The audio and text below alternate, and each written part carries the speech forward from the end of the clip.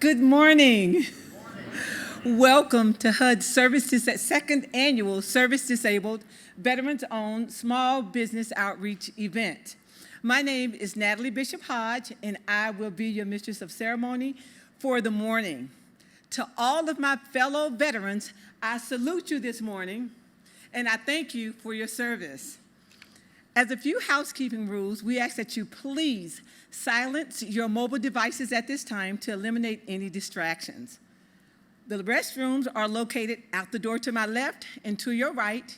Make another left, the end of the hall, make another left. The facilities will be immediately on the right-hand side. So we ask you to sit back, relax, and enjoy this awesome outreach event. We're going to kick off this event with our welcome by Ms. Jean Lynn Pio.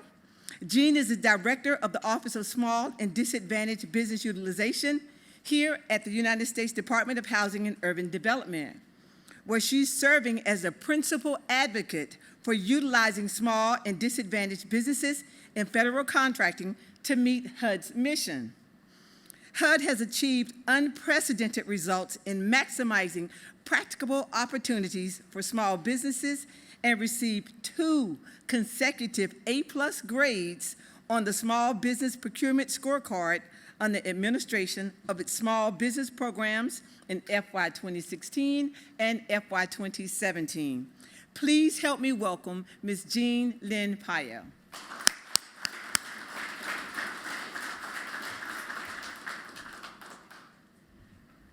Good morning, everyone. Good morning. Thank you for joining us today. This is our second annual Service Disabled Veteran-Owned Small Business Outreach event, and we're so pleased that you could join us today. The theme for this event is Partnering with Veterans for Success. I want to thank Natalie Bishop Hodge for that very kind introduction. She's on a detail to our office, and she's been instrumental in putting this program together, along with our OSDBU staff. We have an excellent lineup for you today. You'll hear from our HUD Secretary, Dr. Ben Carson, our Chief Procurement Officer, Ron Flom, our colleagues from the General Services Administration, Calvin Mitchell Jr., as well as our colleague from the Small Business Administration, Jerry Godwin. And of course, following our speakers, we will have informal matchmaking. That's where you'll have an opportunity to meet with our program offices, our acquisition professionals on a one-on-one basis. Ask your questions, find out what the priorities are in terms of their contracting needs, and start building those relationships. We also have our federal colleagues from our OSDBU community here exhibiting, and you'll find the exhibit tables right outside the auditorium. By show of hands, who are veterans? Fantastic. I thank you for your service and thank you for your sacrifice to our country. As Natalie mentioned, last year, HUD had a banner year when it came to meeting all of our small business goals. In fact, we met our annual Small Business Prime goal, and for our Service Disabled Veteran-Owned Small Business goal, we not only met but exceeded the 3% by achieving 4.9% SDVOSB awards to veterans. And so I hope that you will continue to help us and support us and meet all of our goals. I'm very pleased to say that we just issued our 2018 annual report. You'll have copies at our OSDBU table, and I'm very proud of HUD's achievements. I also want to encourage all of you in terms of not only looking at opportunities for prime contracting opportunities, but also look at our subcontracting opportunities. There are so many subcontracting opportunities for small business. And in that area, we also have goals, and I hope that you can help us meet those goals as well.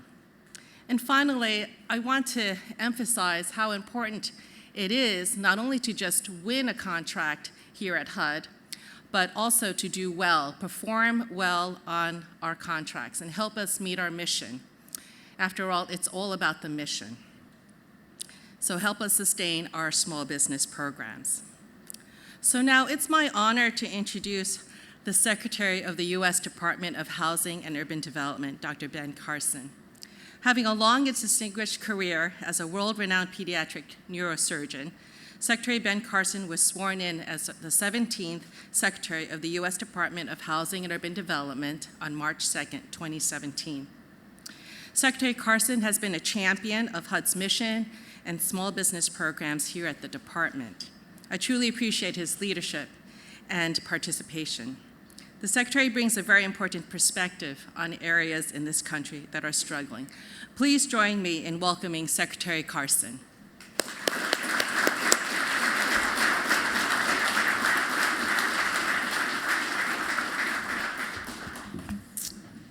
Well, thank you and welcome to HUD's second annual, I have a little bit of laryngitis, Service Disabled Veterans-Owned Small Business Outreach event. And I really want to thank the staff from HUD's Office of Small and Disadvantaged Business Utilization for all their hard work, not only in putting this conference together, but throughout the year doing such an outstanding job. And Jean, you and your staff have done an excellent job in putting this together. And I also want to thank Ron Flum, the Chief Procurement Officer, and his team for their support of the small business programs. Now, to all the veterans who are in attendance today, first of all, thank you for your outstanding service to our country. You know, 1% of us provides the freedom for the other 99% of us, and that's something we should never forget. And your fight is the reason that we have the freedoms that we have, and HUD works especially hard to provide affordable housing solutions and economic opportunities for our nation's heroes. Now, for example, nationwide, the total number of reported homeless veterans decreased by more than 5% over the last year, 5.4% to be precise. And since 2010 has decreased by roughly half, prompting 71 communities in 33 states across the nation to declare a virtual end to homelessness. And I was having lunch yesterday with the governor of Minnesota, there in Minnesota, and he told me that before the end of this year, Minnesota will declare a virtual end, adding itself to the other 3 states that have done so already. And each year, HUD is proud to serve more than 1 million people through emergency shelters, transitional housing, and permanent housing programs. But today we're proud to focus on HUD's small business achievements. In fiscal year 2018, we exceeded our small business goal by more than 5%, with over 40% of HUD contract dollars going to small businesses. Further, in fiscal year 2018, HUD awarded over $398 million in contracts to more than 393 small businesses, of which 269 were first-time awardees. Fiscal year 2018 marks the 7th consecutive year where HUD exceeded its annual small business prime goal. That's why we're getting all these A+. And the federal government's goal is to award at least 3% of federal contracting dollars to service-disabled, veteran-owned small businesses each year. At HUD, we've gone above and beyond that, achieving a total of not 3%, but 7.9, almost 8%, which totaled over $77.4 million. To the vendors with us here today, you represent the spirit of American enterprise, and we need your help so that HUD can meet its small business goal commitments again next year, this year, next year, and every year. Accomplishing our joint goals is a team effort, and we're fortunate to have such tremendous teammates to help us with this important mission. Today, we're reaching out to help those small businesses who are on the front lines of America's fight for prosperity. And our veterans in the past have fought for our freedoms. Now they're fighting for our prosperity, and let's make sure we help them. Small businesses and HUD have a history of helping each other serve the American people. and small businesses remain an essential part of our mission in the months and years ahead. To these veterans who are so integral to turning the wheel of American commerce, we're very grateful for your services and for your contributions. May God bless you, your families, and all those who uphold the strength and freedom of these United States, the great nation we all call home. Thank you for your participation. I hope you will get deeply involved, spend time talking to the various counselors, developing those relationships, and continuing our success in this area. Thank you very much.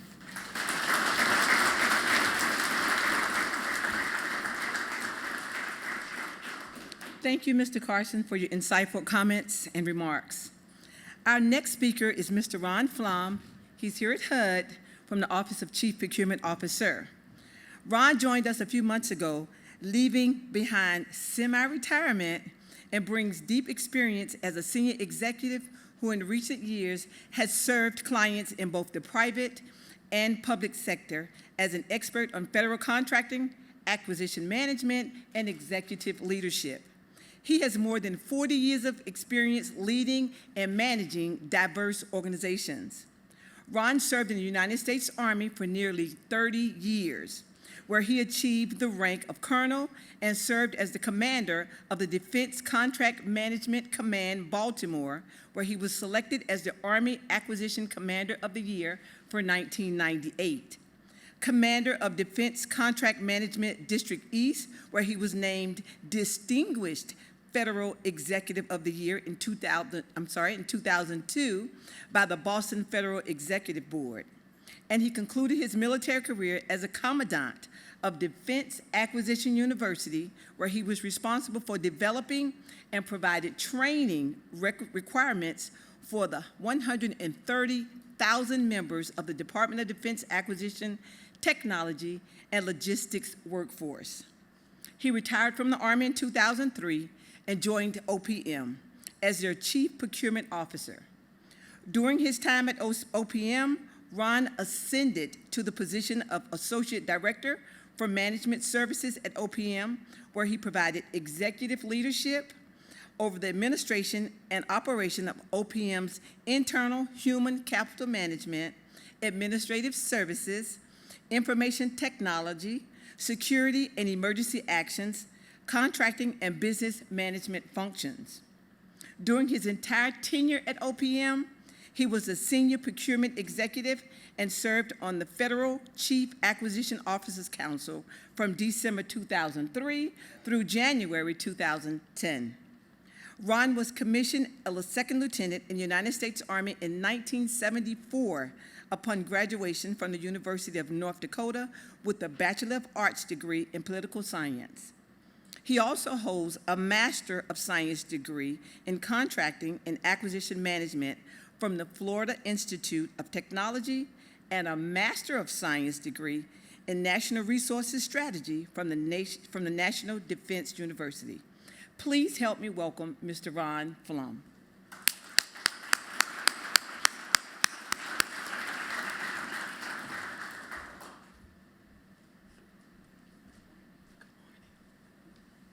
Good morning.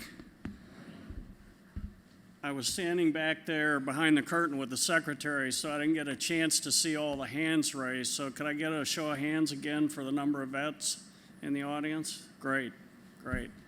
I was listening to Natalie read my bio. I've been trying to cut the length of it back. I guess, you know, when your bio gets longer than your prepared speech, you're getting old, is all I can say. I came back to government service actually 3 months ago yesterday. I had spent a total of 35 years in government service, as Natalie mentioned, 29 in the U.S. Army, and then an additional 6+ years at OPM. I left to go to the private sector in 2010 and worked in the private sector until March of this year. One of the things I did while I was in the private sector is I started my own veteran-owned small business. primarily revolved around consulting services for both acquisition and for acquisition-related training. So I did a lot of work with a lot of veteran-owned small businesses while I was in the private sector to help them navigate the morass of federal contracting, getting them on GSA schedule, getting them aligned with prime contractors, teaching them how to search for opportunities for government contracting. So I have a personal interest in what you're doing here today, and sat where you're sitting this morning many a time over the past 9+ years. I'm happy to be back in government service. I think HUD's mission is very important, especially as the Secretary stated, reducing veteran homelessness around the country. And a lot of the mission that we have in the Office of the Chief Procurement Officer is to support those housing programs, both to reduce homelessness in the country, also to improve public housing around the country, finance mortgages for home buyers, et cetera. So, for me, this is a continuation of, being in the service, serving American taxpayers. I'm also proud to come into an organization that has such a strong small business program, and in particular for this audience this morning, the program for service-disabled veteran-owned businesses. As both Gene and the Secretary mentioned, HUD has exceeded by large numbers our service-disabled veteran-owned small business goals for at least the last 2 years. Last year the goal's 3%. We were at 7.9, $77 million. Out of a total small business spend of about $400 million. So that's a good percentage.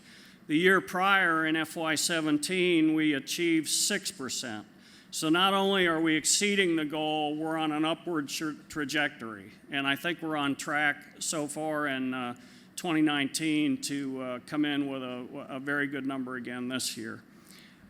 Gene mentioned subcontracting goals. We also have subcontracting goals for the various socioeconomic programs, and in the past 2 years we've well exceeded that for service-disabled veteran-owned small businesses, hitting 8.6% of contract dollars going to SDVOSBs in 2017 and 8.1% in 2018.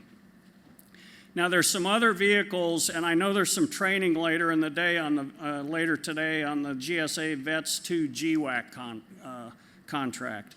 That's an important vehicle for you out there in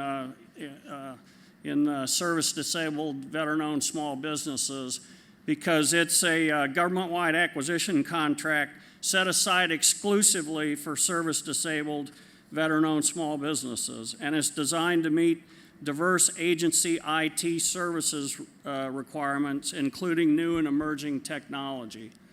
Now, even though HUD is in the business of housing and housing subsidies, IT is a huge portion of what we do.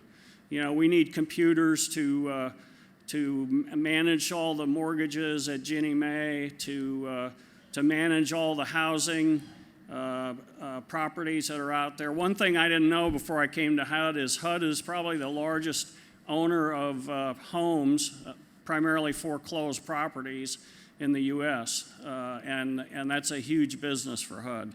So the Vets 2 contract to support our very large IT contracting budget is another good opportunity to get more dollars to veteran-owned, service-disabled veteran-owned small businesses.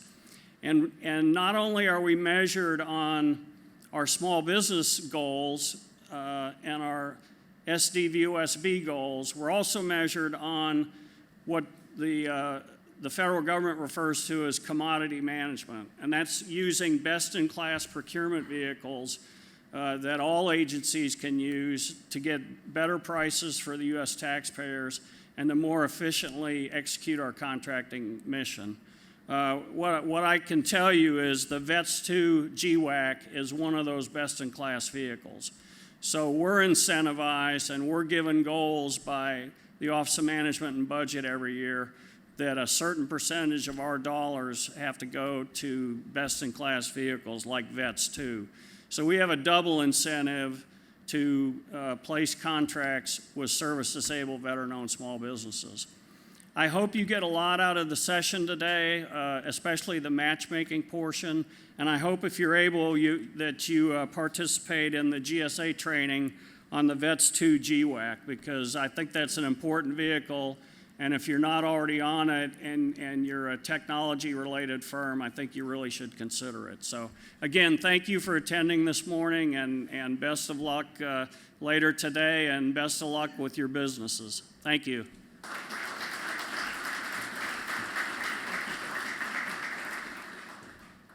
Thanks so much, Ron, for the wealth of knowledge that you shared with us. Our next speaker is Mr. Calvin J. Mitchell, Jr. from GSA. Calvin is currently serving in the Branch Chief Accounts Management Relationship Division at GSA.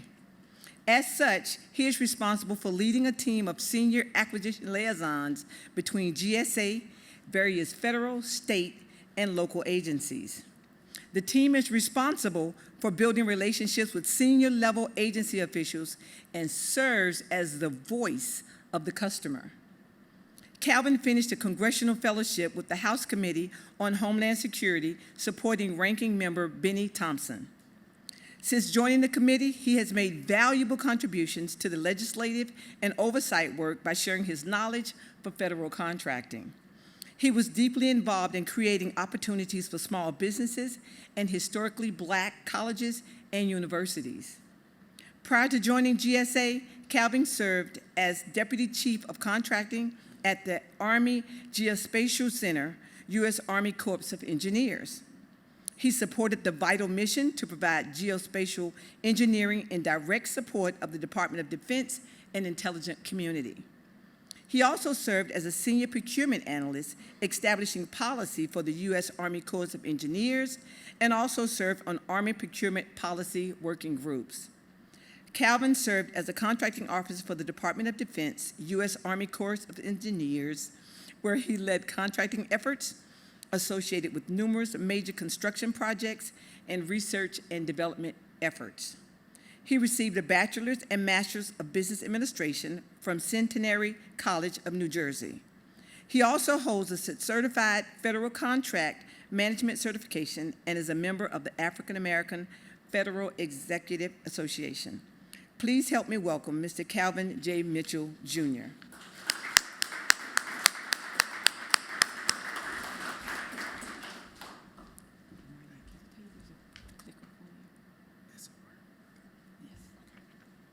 Good morning.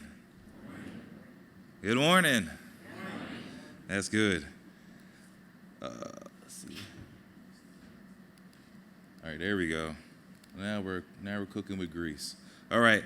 So happy to be here before you. My presentation is really to talk about the relationship between GSA and HUD, and also to talk a little bit about category management.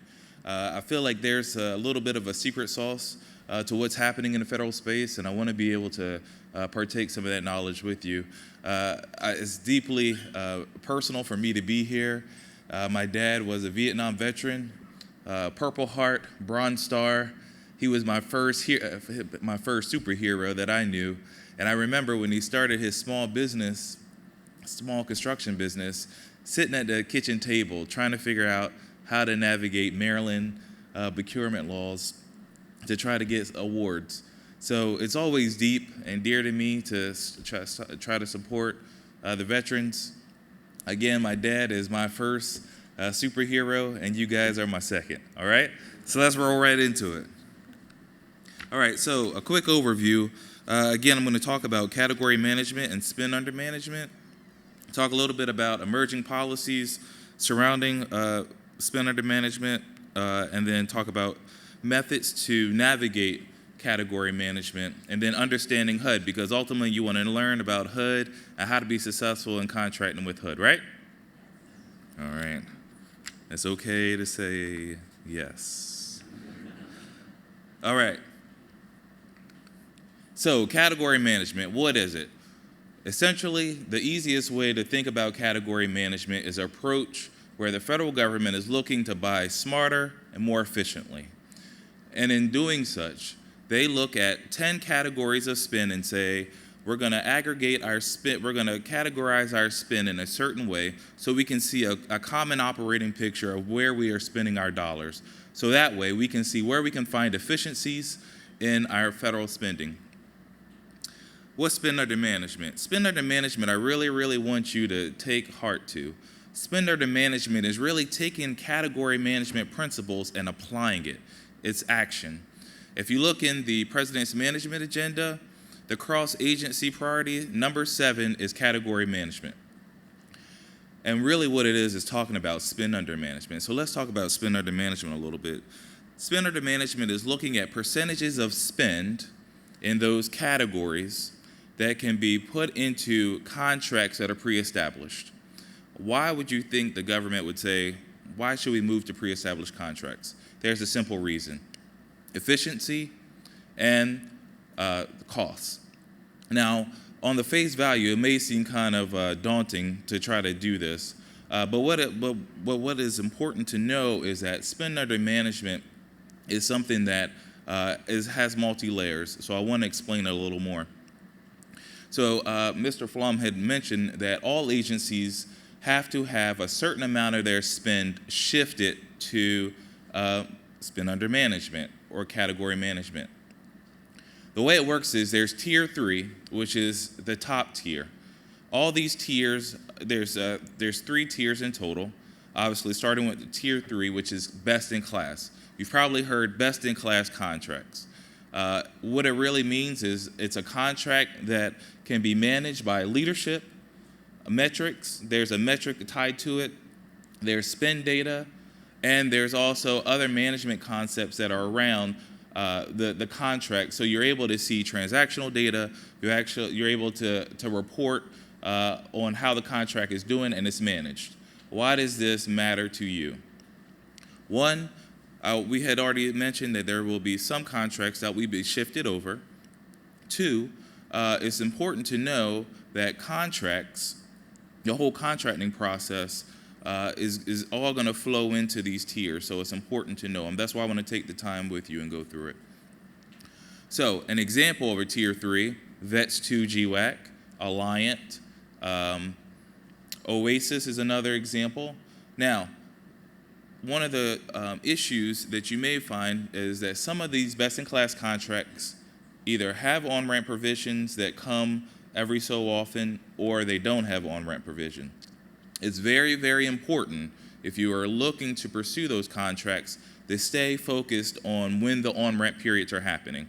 VETS 2, Oasis, these contracts do have open periods. Second tier is better known as agency-wide contracts. So tier 2, think agency-wide contracts. So mostly GSA contracts and other contracts and other agencies who we have given the authority to have those government-wide contracts. Why is this important to know? The GSA schedule contracts are evergreen contracts, right?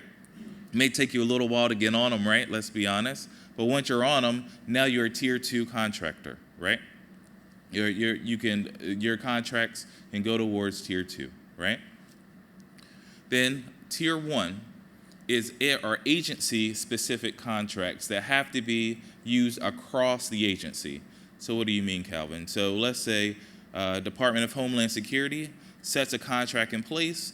Department of Homeland Security is going to say that ICE,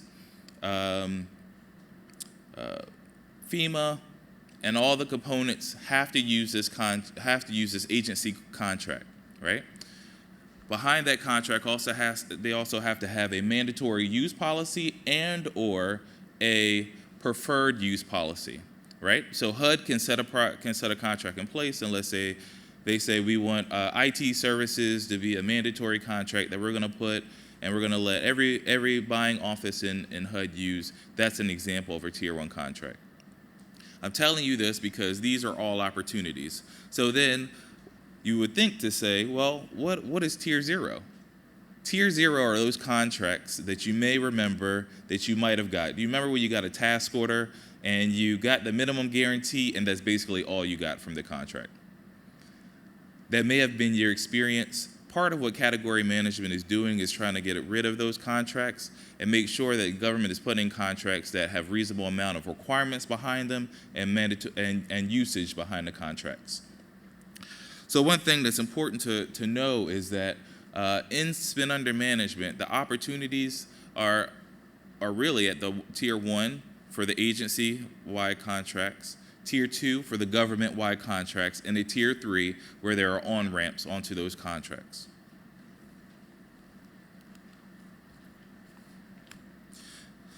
So a lot of times I hear the category management and spend under management kind of hurt small businesses. So I want to put these statistics up, not to justify the impacts, but let you to know that there are opportunities. And I always want to say that there are opportunities within this category management framework. You see that 31% of total small businesses receive awards under spend under management. 38% of that, 38% is those best-in-class contracts, right? So that's the VETS 2 GWAC. That's the OASIS contract. Those are those type of contracts. And again, I wanted to put up a key point, which is really when you think of category management, think of the eliminating that waste, those hollow contracts that tend to be set up that we put a lot of effort into bidding and we don't get much of an award out of. And making sure that the contracts that are put out are smart and they have the right management behind them to make sure that you're able to get what you hope to get from when you win these awards. It's something interesting that 95% of the contract reduction that happened under category management and spend under management were other than small businesses. So that's good news for those who are small businesses because you still are able to participate. And then again, sharing solutions, that whole idea of government sharing contracts to be able to get a better deal and to save some money. So I want you to be mindful of this. Please write this down. M1913. M1913 is the newest category management document that came out of the Office of Federal Procurement Policy. This document really solidifies category management, and what it also does is also specifically states how small businesses are to be considered in category management practices and spend under management practices, which is very key. One thing that I think is very noteworthy is that we talked about that Tier 1 spend, something new that came out of this memo is if an agency, so let's say if HUD decides to do a set-aside contract that all the agency can use, they can count that as a Tier 1 spend. One thing that I think I might have not hit hard enough is that all agencies through this policy are looking to go from looking to stay in Tier 1, Tier 2, and Tier 3. You can have a balance, right? Tier 1, Tier 2, and Tier 3. Tier 0, which are those unmanaged contracts that are decentralized, are those contracts that are looking to go away through expiring contracts and being shifted to either Tier 1, Tier 2, or Tier 3. Now, what's the advantage? The advantage is there are all these expiring contracts that you can probably see on FPDS that are going to go somewhere. As a prudent contractor, it might be a good idea to figure out where those contracts could go and making sure that you're either in the Tier 3, the Tier 2, or at least try to work with the agency to influence the Tier 1. Because this policy says, hey, if we can determine through our RFI process that there are several contractors that can do we can set aside a contract and make an agency-wide contract, you can count that towards Tier 3, and that would be considered spend under management. Does that make sense? Okay.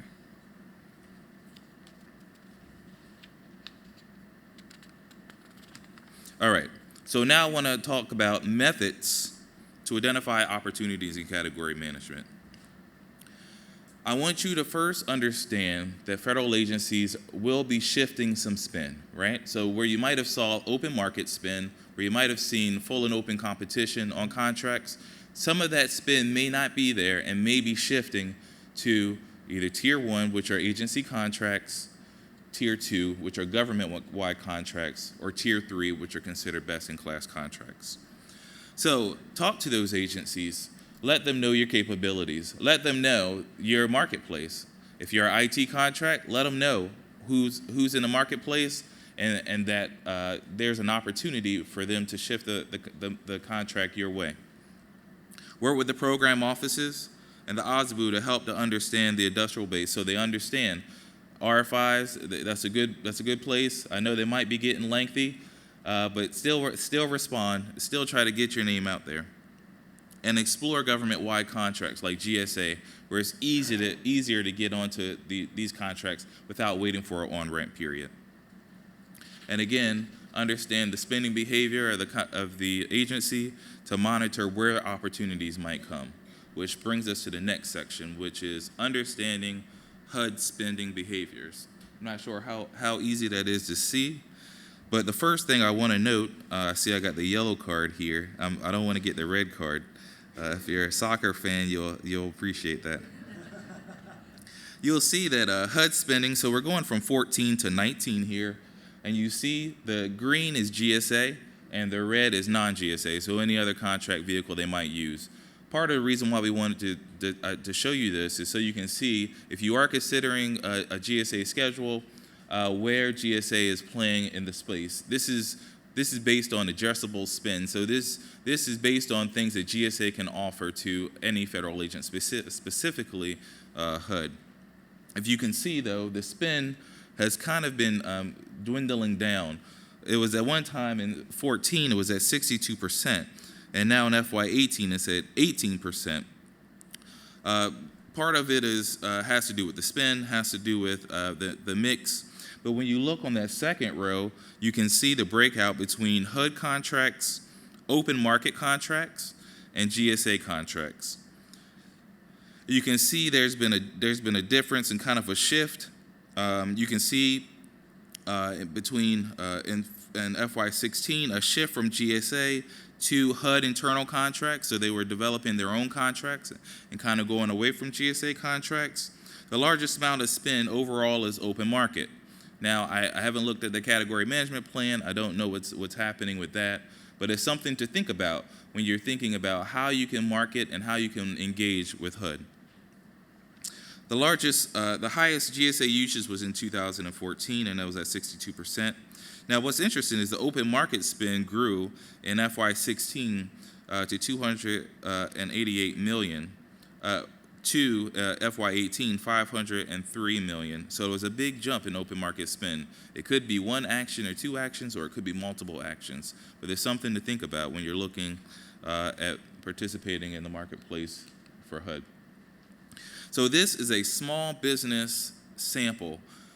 All this data comes from FPDS, and in this small business snapshot, I wanted you to see these are the office codes for the funding offices who do the most small business set-aside contracts. So take a picture if you want, because you know for sure they're small business friendly. Now, the second, third, and the fourth are the contracting offices, the funding office that spend the most for service-disabled veteran-owned small business set-asides. So if you're building relationships with them, I would say keep building relationships with them, because the OSBU wants to meet their goal, and the more they know about you and the more they know about your qualifications, it's a better opportunity for you to possibly get some awards and to help the OSBU office meet the goals. The top spender is actually the third one there, 86543E. I'm not sure where that office is. I didn't have time to look at it. But they're the top spender overall. So if you want to know who's the top spender outside of small business, it's that office right there. And then lastly, I wanted to give you an understanding of where they're spending their dollars in terms of categories, right? So you think of professional services, you're thinking of IT, you're thinking of facilities and construction, you're thinking of medical, they don't do medical, but you're thinking of these major categories and where to spend. So I got this snapshot for you. This is FY14 through 19, so it's an aggregate because I felt like it'd be good if you could see over a 5-year trend where the majority of the spend is happening, so you can kind of anticipate, hey, is this really a good place for me to continue to market my business? Are they buying what I'm selling? You'll see that the most spend is happening in professional services, then secondly by construction, IT, office management, and travel.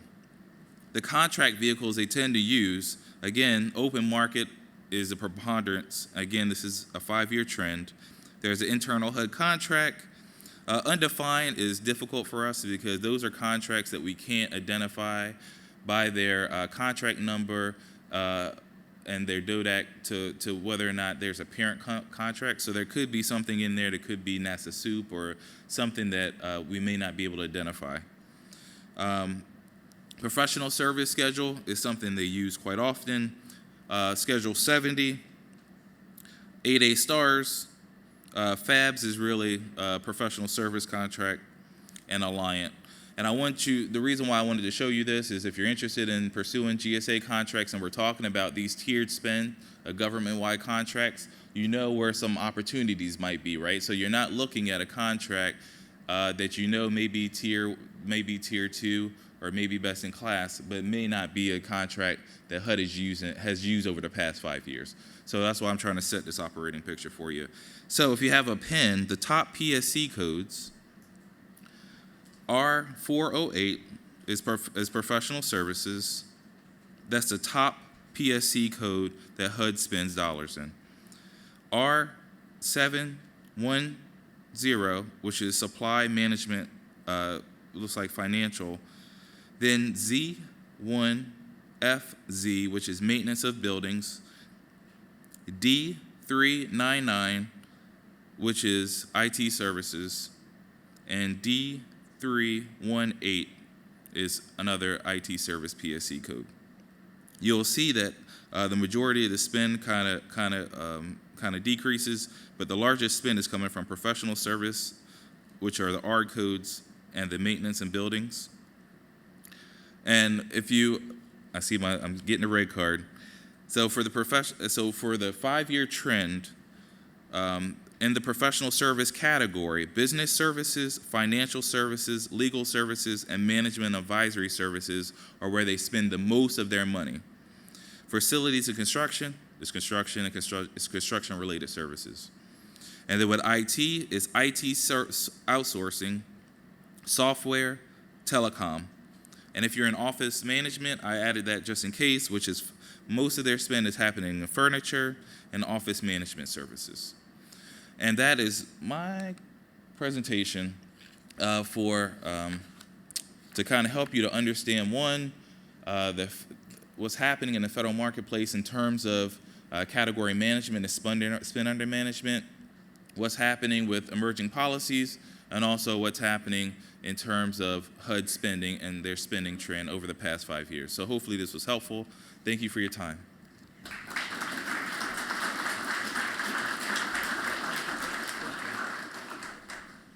Thank you, Calvin, so much for that invaluable information. We appreciate that. Our next speaker is Jerry S. Godwin with SBA. Jerry joined the SBA in federal service October 2015. He worked with the Policy and Engagement section of the Office of Veterans Business Development, concentrating efforts on procurement and access to capital, policy, and issues. He is a former entrepreneur of venture-funded startups with exits. Prior to the SBA, he worked at the local government level where he and his team set up a business innovation network consisting of 5 business incubators for high-tech and life sciences small businesses. This nationally recognized award-winning program has graduated, meaning they spent about 3 years in the program, over 240 companies, which have created over 3,000 jobs, raised over $90 million in seed and venture capital funds, and subsequently leased over 500,000 square feet of commercial space. Jerry has been involved with veterans issues. He was appointed chair of the Montgomery County, Maryland Commission on Veteran Affairs.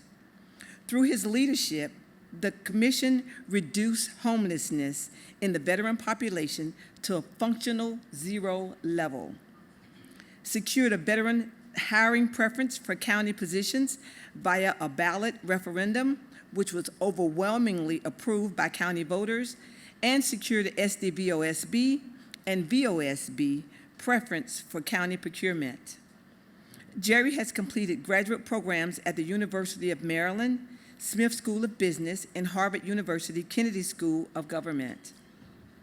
He has a BS in Aeronautical Science from Embry-Riddle Aeronautical University. He served in the United States Army as an aviation officer and helicopter pilot, and is a veteran of Operation Iraqi Freedom, and he is fluent in Spanish. Please help me welcome Mr. Jerry Godwin, Jr.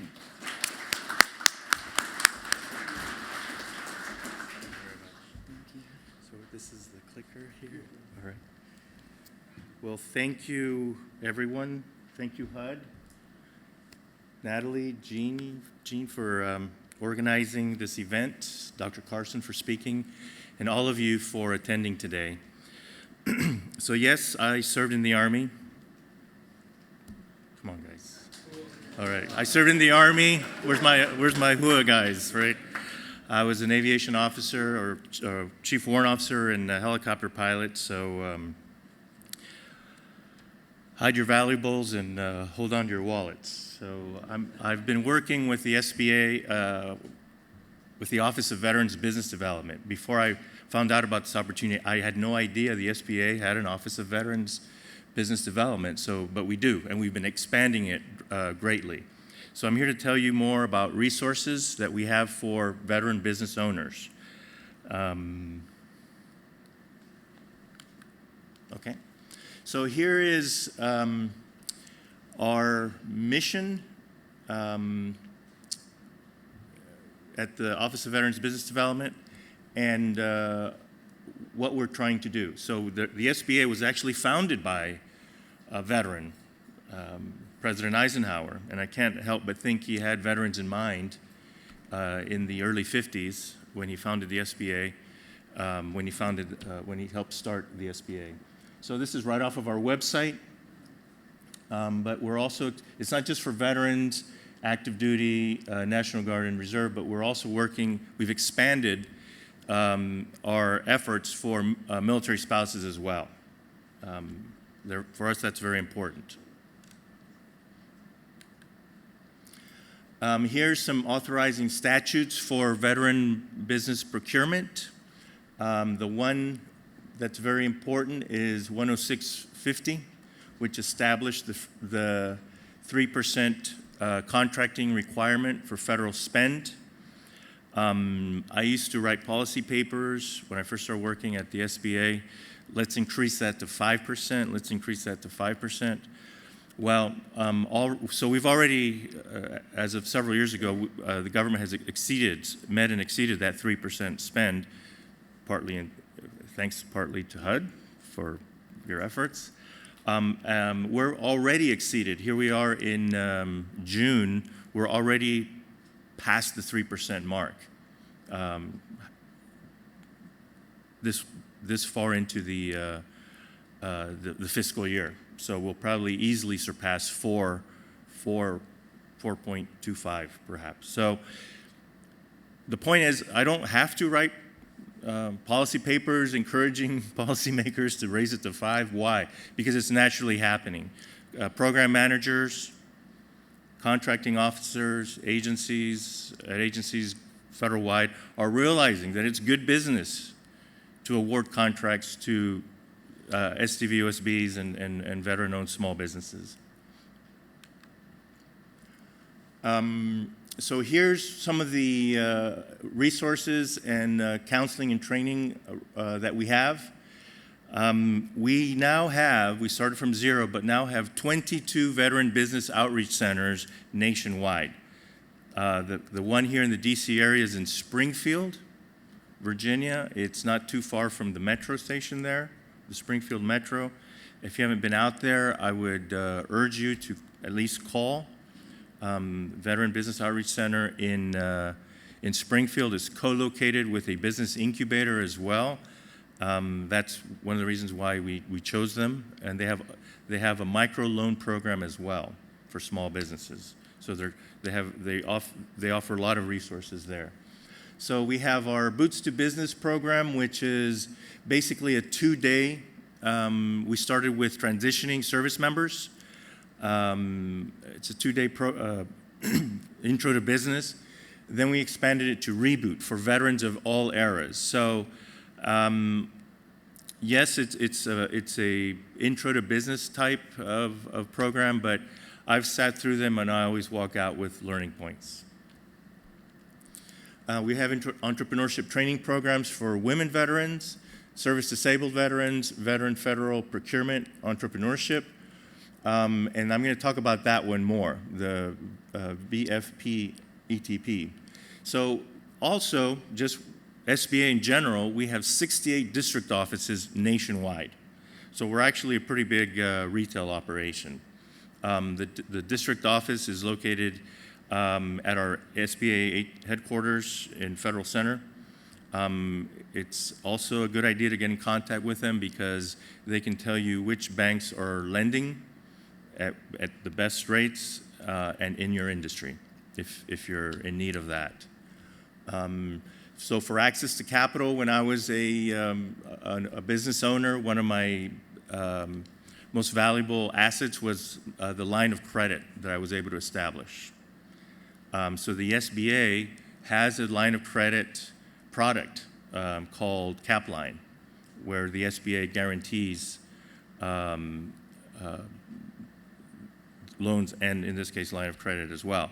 So don't be like me when you get a contract, then you rush to your bank branch trying to get a line of credit because they will smell blood, right? They'll charge an extra half point or so. That's just the reality. Get a line of credit. My suggestion is when you don't need it, and then have it there. Only pay when you dip into it if you need to access it. But a line of credit, in my view, is one of the most important assets a small business can have. So I already spoke about the 3% goal or requirement. We also, and I wish I'd known this when I was serving in the National Guard, we have what we call MRIDL. It's the Military Reservist Economic Injury Disaster Loan. So this is, if you deploy, if you're or even we have a lot of active duty members who own businesses. But if you're in the Guard or Reserve National Guard and you deploy for a year, like yours truly here, and many others, and your business is affected, or if you're an employer who hires veterans who deploy, you're eligible for one of these loans to help adjust for that economic impact or injury in this case. So veterans are a very important part of the U.S. economy. Here's some numbers. So 45% are likely to, veterans are likely to be self-employed. Over $1 trillion into the economy, and nearly 1 in 10 small businesses are owned by veterans. That's important. So here's some of our resource partners that, and part of our national footprint that we've been able to establish here in the last 3 or so years. In addition to our VBOX and district offices, we also have these resource partners all over the country. We work a lot with universities, and they either teach Boots to Business classes, or they have business technical assistance programs for women veteran entrepreneurs, service-disabled entrepreneurs, and so forth, some of the programs I described earlier. So here's where our VBOCs are located nationwide. And there's one thing I want to say, so as far as products, so in a lot of the federal folks call them programs, but in my view, these are products. We have loan guarantee programs. So the SBA does not give loans or issue loans. What we do is we guarantee loans, 70 to 80% of the loan amount. That way, it de-risks that banker's loan portfolio. And then if they're on the fence about making a loan to a small business, this will help them make that decision, or they can shift that loan into an SBA-backed loan to award that loan for that small business. So we also establish goals, the SBA does, and so forth. HUD gets high marks consistently for their small business and SDVOSB contracting. And then we have certification programs such as 8A, Mentor Protege, and so forth. Let me just check something real quick. Okay, just a quick note on certification. And there's some confusion within the veteran community that you have to get a certification through the VA to do business with the federal government. That certification verification program is only if you want to do business with the VA. So if you're wanting to do business with HUD, you don't have to go to the VA to get that certification certification. You can just go to SAM. Everyone's registered in SAM, right, the System for Award Management, and self-certify, right? In the socioeconomic portion, are you veteran-owned, 51%, and the rest, check. Then you'll get a drop-down that says, are you service-disabled veteran-owned? You are a service or veteran self-certified business or service-disabled veteran-owned small business at that point. So we think it's better to try to eliminate barriers to entry. We do have a big legal hammer over here at the end that if someone says they're veteran-owned or women-owned and it turns out they're not, they're going to get the big SBA hammer, the legal hammer. And people have gone to jail because it's fraud, right? But we've been in talks with the VA to migrate that program over to SBA. The SBA is in the certification business after all. We don't know what that's going to look like yet, but this is a couple years down the line. So for veterans, usually for SBA loans, SBA guaranteed loans, there's a 3% fee that the small business pays. If you're veteran-owned, you don't pay that guarantee fee, right, for loans up to $350,000. So veteran-owned businesses have saved tens of millions of dollars because of this nationwide. That's the SBA qualifications for veteran, right? 51% owned. We've also met a lot with the VA to harmonize our definitions. Their definition of a small business was different than ours. So now and there's other categories, other issues, but we've harmonized those and using the same definitions. Kind of makes sense. And there's the Merida loan I spoke about earlier. So here's a program I want to highlight. Who has attended or graduated the Veterans Institute for Procurement?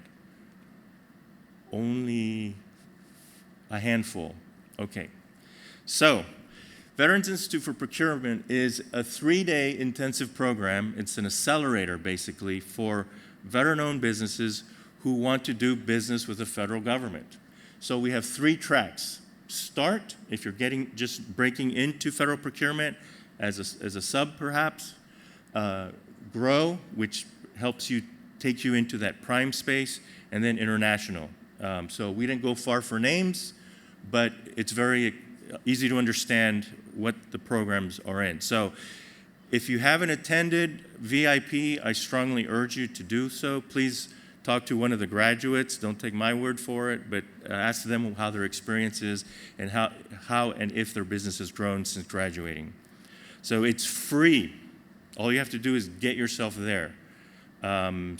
Food, lodging, and the instruction is free. So that's a program that we manage. That logo is a lot of graduates are using it on their signature blocks and their emails, and more federal agencies, program managers, contracting officers are more familiar with it.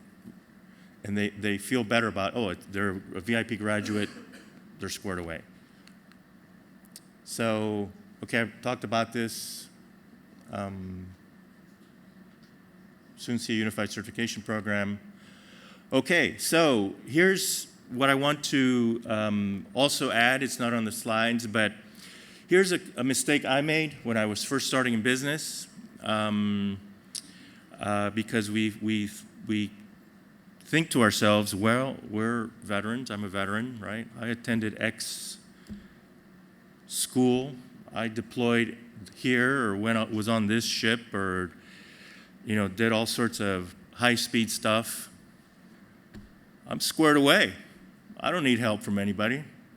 I can handle this, right?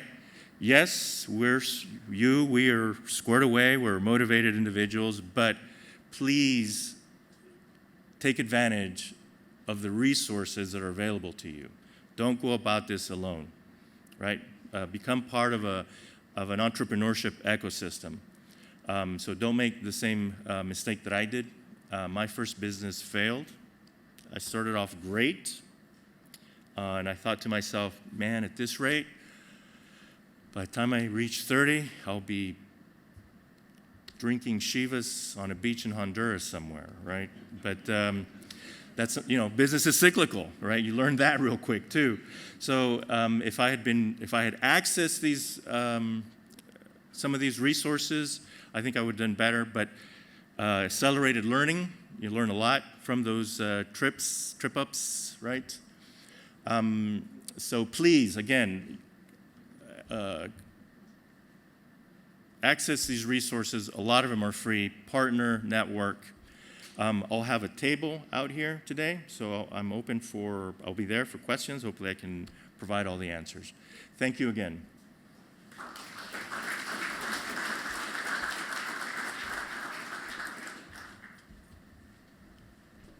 Let's thank all of our speakers again today.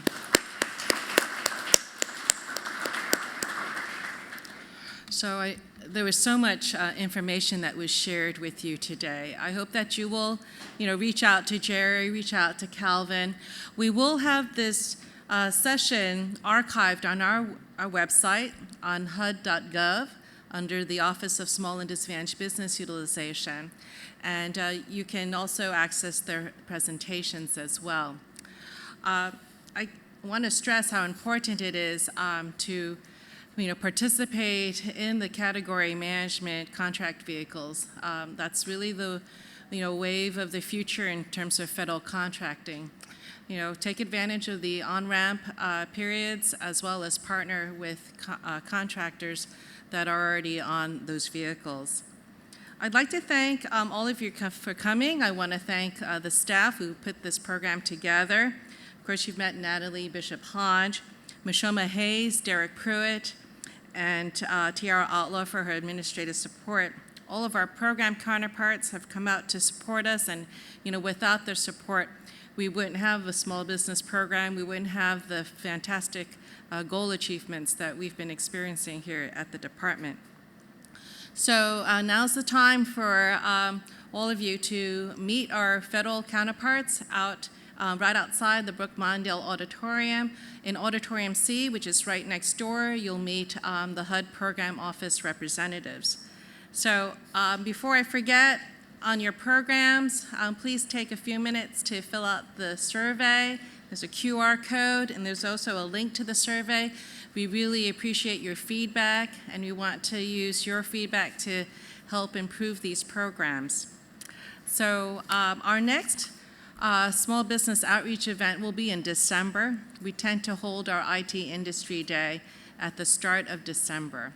And my team and I, we will be participating in a number of vendor outreach sessions around town. So you can check out where we're going to be on our calendar of events, which is also on the SDVOSB webpage.